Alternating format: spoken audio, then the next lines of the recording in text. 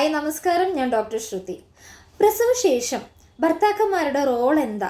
അല്ലെങ്കിൽ പ്രസവിച്ചു കഴിഞ്ഞാൽ ഭാര്യമാരുടെ അടുത്ത് ഭർത്താക്കന്മാർ നിൽക്കേണ്ട ആവശ്യമുണ്ടോ എന്ന് ആലോചിക്കുന്ന പലരും ഇന്നും നമുക്കിടയിൽ ഉണ്ടാവാം അല്ലേ?